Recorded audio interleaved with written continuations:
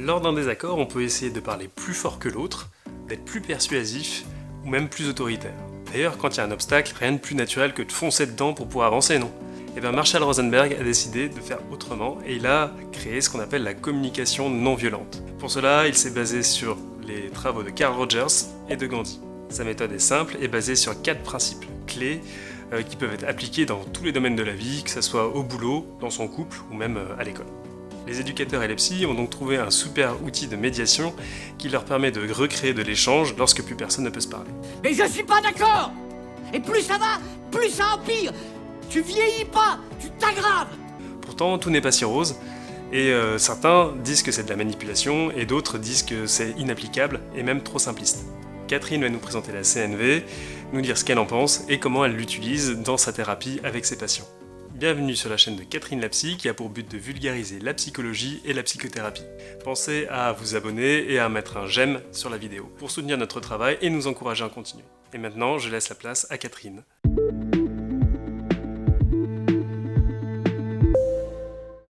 La communication non violente, on pourrait avoir l'impression que c'est une technique de communication, parce que ça porte ce nom-là.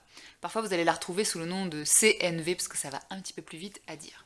Mais en réalité, pour moi, la communication non violente, ce n'est pas qu'une technique de communication, c'est même presque une approche de psychothérapie, parce que grâce à elle, on apprend à identifier ses émotions et ses besoins. Pourquoi ? Parce que dans les 4 étapes qui sont présentées par Marshall Rosenberg, qui a créé la communication non violente, il y a l'identification de ce qu'on ressent d'une situation et l'identification des besoins. Et pourquoi je vais dire que c'est une thérapie ? Parce que identifier ses émotions, déjà, c'est tout un travail qui va changer plein de choses pour nous quand on est capable de mettre des mots sur ce qu'on ressent, mais aussi identifier ses besoins, c'est quelque chose qui est extrêmement difficile.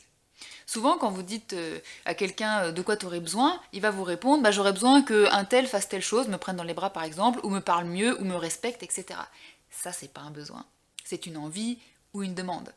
Un besoin, ça va être quelque chose comme j'ai besoin de calme, j'ai besoin de paix, j'ai besoin d'intégrité, j'ai besoin éventuellement de respect, j'ai besoin de consolation, j'ai besoin de réassurance. Et comme vous pouvez le voir dans ces termes que je suis en train d'utiliser là, c'est beaucoup plus large qu'une action extrêmement précise qu'on demanderait à quelqu'un. Alors cette action, elle est quand même possible à faire, d'ailleurs elle fait partie des 4 étapes de la CNV que je vais vous décrire là tout de suite pour vous décrire un petit peu mieux comment ça fonctionne. Mais ce que je veux dire par là, c'est que c'est très important de savoir identifier ses besoins et parfois ça prend beaucoup de temps en thérapie d'apprendre ça.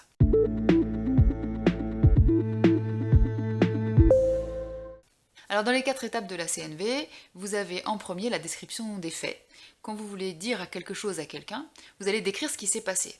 C'est une étape que personnellement je trouve la plus difficile. Pourquoi ? Parce que quand on décrit quelque chose, régulièrement on va déjà être dans le jugement. Et du coup on n'est plus dans la description des faits. Par exemple, si vous dites quand tu m'as parlé la dernière fois, tu m'as agressé, ou quand tu m'as agressé la dernière fois en me parlant, ça c'est déjà plus objectif.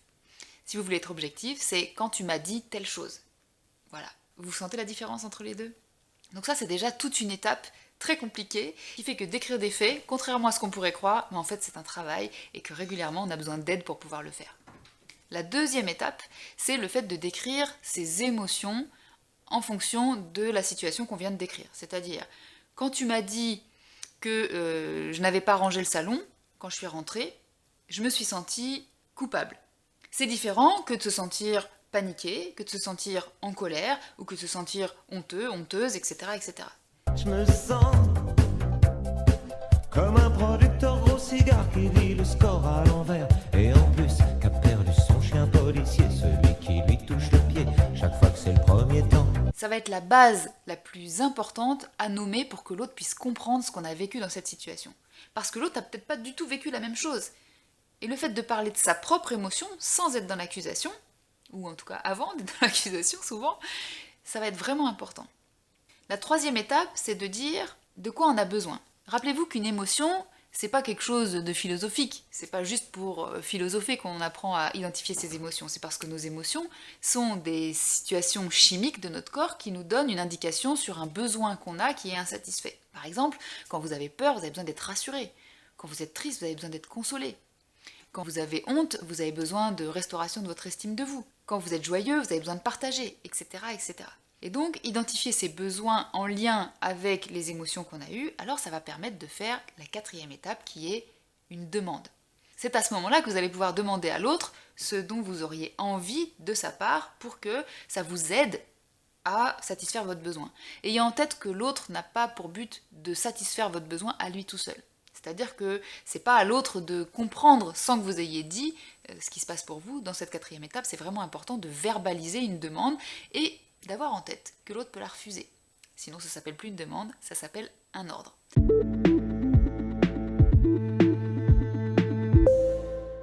Quand je suis rentrée hier et que tu m'as agressée parce que j'avais pas rangé la table du salon, franchement, j'ai trouvé que c'était hyper injuste. J'ai senti une injustice terrible. J'aimerais bien que tu me parles mieux, donc la prochaine fois tu vas le faire.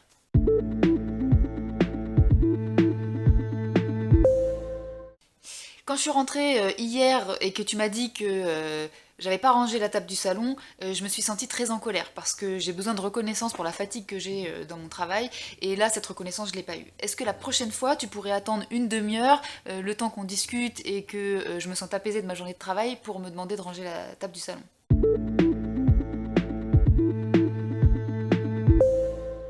Il y a des personnes qui pensent que c'est un peu simpliste justement parce qu'il y a ces 4 étapes qui sont hyper faciles à décrire et puis une fois qu'on a dit ça, ça a l'air super facile à faire. Alors, en fait, je vous mets au défi d'essayer, je vous assure que c'est pas si simple que ça non plus.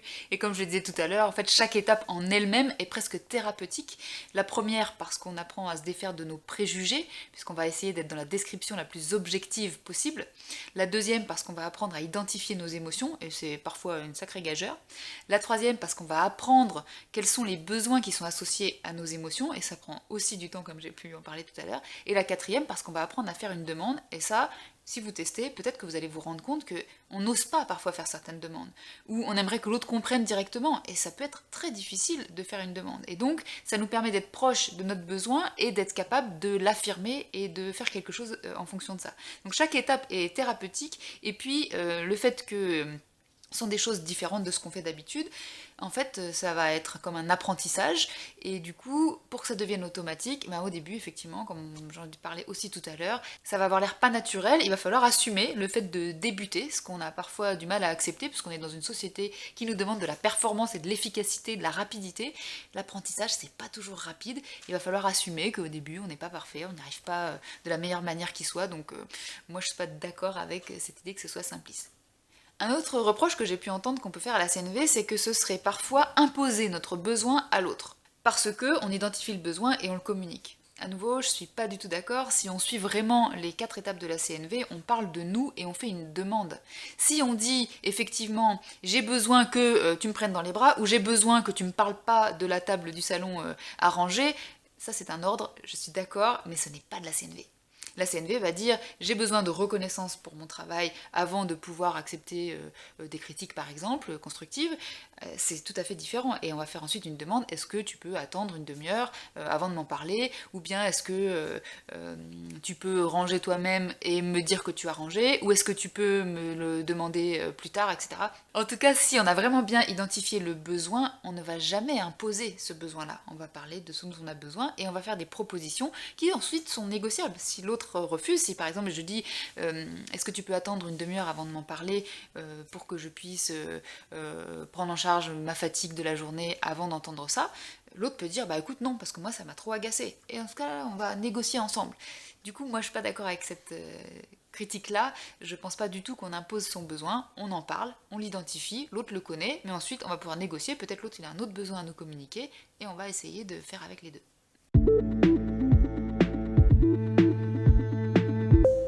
Alors effectivement, c'est une critique que j'ai pu entendre à propos de la CNV, que ce serait imposer son besoin à l'autre. Mais je suis pas du tout d'accord avec ça. Pourquoi ? Parce que si vous êtes en train de dire effectivement à quelqu'un, si je reprends mon exemple de tout à l'heure, quand tu es rentré et que tu m'as dit qu'il fallait ranger la table du salon, ça m'a mis en colère, or j'ai besoin de reconnaissance d'abord pour la fatigue de mon travail de la journée, est-ce que tu pourrais attendre une demi-heure avant de m'en parler ? En réalité, là vous avez rien imposé. Ça le serait si vous oubliez la question du besoin et si vous dites j'ai été très en colère, or j'ai besoin que la prochaine fois tu attendes une demi-heure. Non, là vous avez oublié votre besoin et vous avez tout de suite fait votre demande et vous l'avez effectivement imposé. Donc si on crée vraiment une communication avec la CNV, on ne peut pas imposer son besoin. C'est pour ça que je dis que c'est pas du tout si simpliste que ça, parce que à chaque étape, il y a quelque chose d'extrêmement important et difficile à faire. Et une autre chose qui est très importante et qui peut-être sous-tend cette question que parfois certains se posent, certaines se posent par rapport au fait que ce serait une manipulation, c'est que c'est vrai que parfois en thérapie de couple notamment, les personnes ont l'impression qu'il faudrait choisir entre le besoin de l'un ou l'une et l'autre.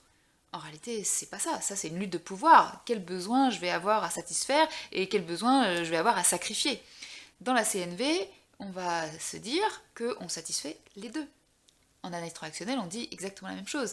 On n'a pas à choisir entre l'un et l'autre. Vous exprimez votre besoin et vous faites votre demande. Ayez en tête que l'autre peut refuser cette demande. Et dire que lui aussi, ou elle aussi, il ou elle a un besoin aussi, et on va négocier pour que les deux soient satisfaits de manière acceptable pour les deux.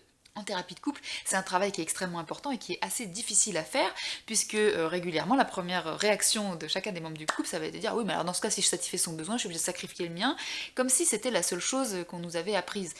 Parce que malheureusement, je crains que ce soit un petit peu le cas. Et n'oubliez pas que cette négociation peut prendre du temps. C'est pas parce qu'on est dans une société de la performance et de l'efficacité et de la rapidité qu'on est obligé tout de suite de trouver une solution. On va exprimer un certain nombre de choses.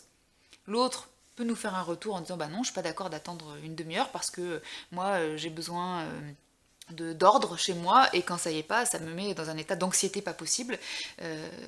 J'aimerais bien que, par exemple, on puisse en discuter plus tard, quand tu auras le temps peut-être, pour qu'on s'organise. Est-ce que tu serais d'accord pour qu'on prenne une demi-heure pour s'organiser un peu mieux sur la gestion de la maison, par exemple?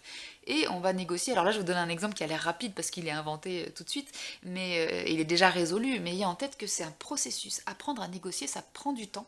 Et c'est pas parce qu'on utilise la CNV et que ça a l'air facile à décrire que c'est facile à faire. Et dans la communication, ça nécessite que, effectivement, vous soyez d'accord avec le fait que l'autre peut dire non et qu'on va chercher à satisfaire les deux besoins. On n'est pas obligé de choisir entre l'un et l'autre.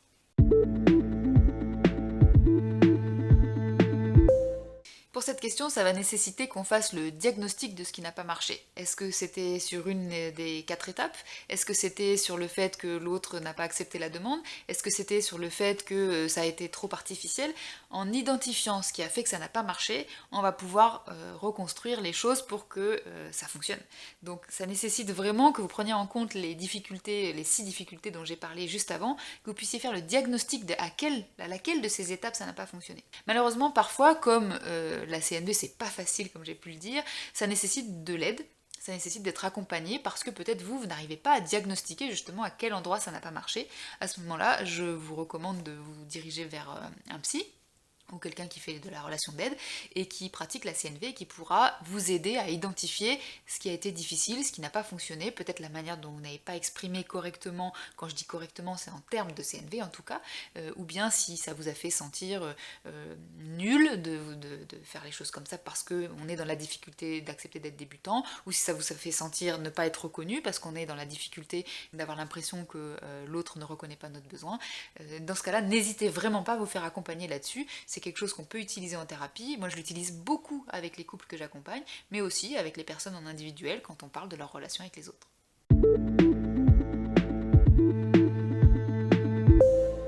Alors oui, la CNV, c'est quelque chose que je m'applique à moi en tant que thérapeute quand je suis en communication avec mon patient. Parce que notamment, j'utilise ce qu'on appelle le contre-transfert en thérapie, donc c'est-à-dire ce que je ressens moi pendant la thérapie, c'est quelque chose qui va être très utile dans ma manière de travailler, et donc effectivement, dans la manière de le communiquer, si je dis à mon patient ou à ma patiente « vous me faites sentir comme ça », c'est pas très non-violent, c'est très accusateur.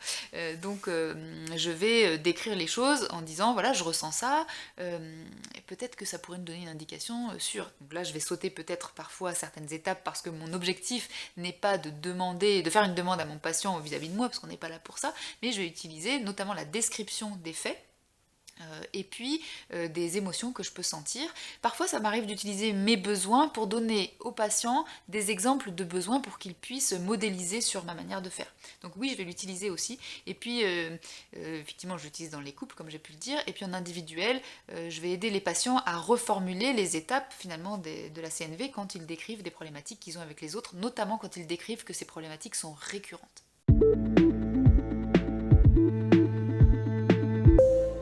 Pour moi, la la communication non violente, elle est intéressante à chaque fois qu'on a quelque chose à communiquer à quelqu'un et qu'on a besoin ou envie que cette personne nous entende. Parce que si on le dit de manière agressive ou accusatrice, aucun cerveau ne va s'y reconnaître et à chaque fois ils vont se mettre en mode défensif, soit en ne vous écoutant pas, soit en vous agressant en retour, et du coup ça ne fonctionnera pas. Donc à chaque fois que vous avez un besoin, à chaque fois que vous avez une émotion que vous avez envie de communiquer, à chaque fois que vous avez une demande à faire à quelqu'un, moi vraiment je vous encourage à parler en termes de CNV, et toutes les émotions sont acceptables là-dedans, c'est-à-dire que dans le conflit on peut utiliser la CNV, et à mon avis c'est même très intéressant à ce moment-là, parce que plutôt que d'être dans la colère et l'accusation et l'agressivité, on va être dans la colère, mais pas d'accusation et pas forcément d'agressivité.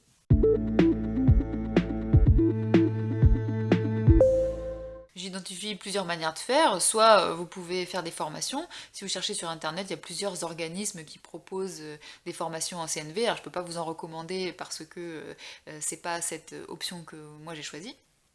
Moi je l'ai pratiqué dans d'autres approches de psychothérapie où il y avait des modules de communication non violente, et puis j'ai fait la deuxième option que je vous propose, qui est d'utiliser des bouquins, et ensuite par contre ça demande de l'entraînement, c'est-à-dire que lire un livre ça ne suffit pas. Une fois que vous avez lu le livre, entraînez-vous encore et encore et encore jusqu'à ce que ça devienne automatique. Alors le premier bouquin que je peux vous recommander, c'est celui de Marshall Rosenberg, qui est Les mots sont des fenêtres, et vous avez aussi un bouquin d'application que je peux pas vous présenter là parce que je ne l'ai pas, mais c'est application de la CNV, donc là je suppose qu'il y a des exercices dedans un peu plus. Donc là-dedans vous avez toute la description des émotions, plein de situations, et surtout moi ce que je trouve super, c'est que vous avez des annexes, et dans les annexes vous avez notamment donc vous avez le rappel des différentes étapes, et puis vous avez des besoins. Ça vous donne des exemples de besoins pour bien que vous ne soyez pas déjà dans la demande quand vous êtes en train d'identifier les besoins.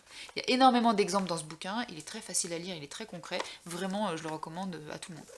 Un autre truc que j'aime beaucoup, c'est le cahier de communication non violente, et c'est pareil, alors les annexes je ne les ai plus parce que je les utilise au quotidien au cabinet, c'est-à-dire que je les ai enlevées. Ce sont les annexes où vous avez les émotions que l'on a quand nos besoins ne sont pas satisfaits, vous avez les termes qu'on ne recommande pas d'utiliser. Par exemple, quand vous parlez de vos émotions, si vous dites je me suis senti trahi, je me suis senti agressé, en fait Rosenberg, et je suis assez d'accord avec lui, va dire on pourrait imaginer qu'il y a quand même une accusation déguisée là-dedans, donc il y a tout un tas de sentiments qu'il ne recommande pas d'utiliser, et il en fait une liste, et donc je trouve que ces annexes elles sont vachement intéressantes. Du coup moi je les ai gardées et je les ai au cabinet, c'est une feuille que je présente aux patients quand je travaille ça avec eux. Mais en tout cas voilà, le petit cahier d'exercice de communication non violente qui peut vous aider justement à vous entraîner sur cette nouvel apprentissage, cette nouveau type de communication. Alors après, si vous vous intéressez à l'analyse transactionnelle, vous avez ce bouquin qui est le triangle dramatique. On pourrait avoir l'impression que ça n'a rien à voir, mais en réalité, Karpman, donc qui a créé le triangle dramatique, a créé ce qu'on appelle le triangle compassionnel, et c'est une manière de communiquer pour sortir du triangle dramatique qui ressemble beaucoup à la CNV. Alors, je vous dis, il faut s'intéresser à l'analyse transactionnelle parce que ce bouquin est assez technique en analyse transactionnelle, mais à la fin, vous avez, je ne sais plus exactement, toute une partie sur ce triangle compassionnel qui vous permet d'appliquer des techniques qui ressembleraient à la CNV, en tout cas qui sont une manière différente de communiquer pour accéder à vos besoins et qu'ils soient entendus. Voilà, ça c'est si vous vous intéressez à l'analyse transactionnelle et que vous n'avez pas peur que ce soit un petit peu technique en AT. Si vous êtes intéressé par la psychologie et la psychothérapie, n'hésitez pas à vous abonner à la Lettre Psy, une newsletter qu'on écrit tous les deux, Catherine et moi, qui sort 2 fois par mois. Vous pourrez y trouver des articles sur la psychologie, des chroniques de livres, de films, bref, tout ça aura un lien avec la psychologie ou la psychothérapie. Vous pouvez vous y abonner en cliquant sur le lien en description, et puis on va vous ajouter également les liens des livres pour que vous puissiez les retrouver si vous intéresse. Si cette vidéo vous a plu, pensez aussi à nous laisser un petit pouce ou un commentaire, ça nous encourage.